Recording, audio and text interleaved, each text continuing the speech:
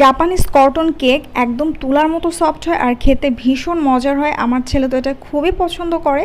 এটার একটা সহজ পারফেক্ট রেসিপি আজকে আপনাদের সাথে আমি শেয়ার করব। জাপানিজ কটন কেক বানানোর জন্য এখানে প্রথমে আমি 1/4 কাপ সয়াবিন তেল গরম করে নিয়েছি। আপনারা এখানে চাইলে বাটার দিতে পারেন, এতে করে টেস্ট আরও ভালো আসবে। দিয়ে দিলাম 2/3 কাপ ময়দা, আমি ভালো করে চেলে নিয়েছি যাতে কোনো লাম্পস না থাকে। এখন গরম তেলের সাথে ময়দাটাকে ভালো করে মিলিয়ে নিলাম। দিয়ে দিচ্ছি লিকুইড মিল্ক। আজকে আমার 1/4 কাপের মতো লিকুইড মিল্ক লেগেছে। প্রথমে আমি অর্ধেকটা দুধ এখানে মিলিয়ে নিলাম বেটারটার সাথে। তো এটা মেলানোর পরে এখানে আমি রুম টেম্পারেচারে থাকা ডিমের কুসুম নিয়েছি 3টা, ভালো করে মিলিয়ে নিচ্ছি। আর একটা জিনিস একটু খেয়াল করতে হবে, লিকুইড দুধ মেলানোর যে বিষয়টা, সেটা হচ্ছে আমার বেটারটা কেমন হবে সেই অনুযায়ী আপনারা মিল্কটা মিশিয়ে নেবেন। তো এখানে আমার একটা ক্লিপ মিস হয়ে গেছে, যাই হোক দুধ মেলানোর এরকম একটা বেটার তৈরি করতে হবে। এখানে আমি ডিমের সাদা অংশ নিয়েছি, 3টা ডিমের সাদা অংশ আছে এখানে রুম টেম্পারেচারে। এবং এখানে আমি চিমটি পরিমাণে লবণ দিয়ে দিলাম একটা ইলেকট্রিক বিটারের সাহায্যে। এখন আমি ডিমটাকে ফোম তৈরি করে নিচ্ছি। তো আপনারা ডিমের ম্যারাংটা কিন্তু চাইলে কাঁটা চামচ দিয়েও করতে পারবেন, কিন্তু সেই ক্ষেত্রে অনেকটা সময় লেগে যায়। ইলেকট্রিক বিটারটা দিয়ে করলে একটু ইজি হয়। তো এখানে দেখুন আমার পারফেক্ট একটা ডিমের ম্যারাং তৈরি হয়ে গেছে, একদম হার্ড হয়ে গেছে। এই পর্যায়ে আমি এখন মিলিয়ে নিচ্ছি বাটার স্কচ ফ্লেভার। আপনারা চাইলে ভ্যানিলা এসেন্স দিতে পারেন আপনাদের ইচ্ছা মতো।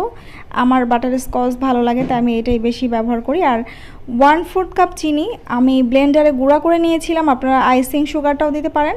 চিনিটা আমি ধাপে ধাপে 3 ধাপে কিন্তু মিলিয়ে নিচ্ছি এই ডিমের ম্যারাঙের সাথে, এতে করে বেশি সময় লাগবে না ডিমের ম্যারাঙের সাথে চিনিটা মিলে যেতে। তো এই তো আমার মেলানো প্রায় শেষ হয়ে গেছে। বেশিক্ষণ ম্যারাং হওয়ার পরে বিট করলে হয় কি ফোমটা আবার বসে পড়ে, এই জন্য আমি বেশিক্ষণ বিট করছি না, আমার হয়ে গেছে।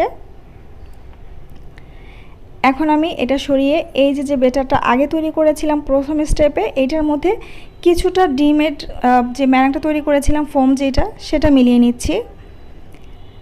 আর বেটারটা তো অবশ্যই ভালো করে দেখেছেন ঠিক কেমন করে রেখেছিলাম। আর লিকুইড দুধের পরিমাণটা আমি আবারও বলে দিচ্ছি যে একটু ভালো করে খেয়াল করে মিলিয়ে নেবেন। তো আলতো হাতে আমি এটার সাথে বেটারটার সাথে ডিমের ফোমটাকে মিলিয়ে নিলাম। এখন এইটাকে যে পুরা ফোমটা ছিল সেইটার মধ্যে পুরা বেটারটা ঢেলে দিচ্ছি। আর এই পর্যায়ে কিন্তু কোনো ধরনের তাড়াহুড়া করা যাবে না, একটা স্প্যাচুলার সাহায্যে আলতো হাতে ভালো করে সব কিছু আমি একসাথে মিলিয়ে নিচ্ছি, যাতে করে ডিমের যে ম্যারাংটা আছে বা ফোমটা আছে সেটা ভেঙে না যায়। আস্তে আস্তে করে আমাকে মিলাতে হবে।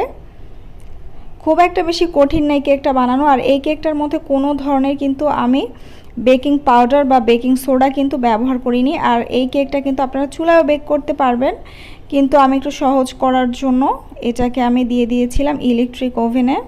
তো একটা মোল্ড নিয়ে নিয়েছি, এর মধ্যে একটা কাগজ দিয়ে এটার উপরে আমি দিয়ে দিব কিছুটা তেল, যাতে করে কেকটা লেগে না যায়।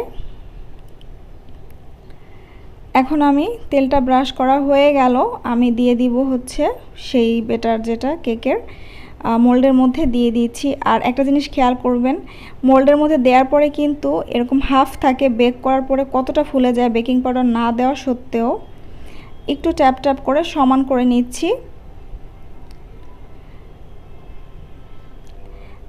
আমি বেকিং ট্রের উপরে কিছুটা গরম পানি দিয়ে দিয়েছি এবং একটা স্ট্যান্ড বসিয়ে দিয়েছি। এইটার উপরেই আমি কেকের মোল্ড দিয়ে তারপরে হচ্ছে মাইক্রোওয়েভে 180 ডিগ্রি তাপমাত্রায় 45 মিনিটের জন্য কেকটাকে বেক করে নিচ্ছি।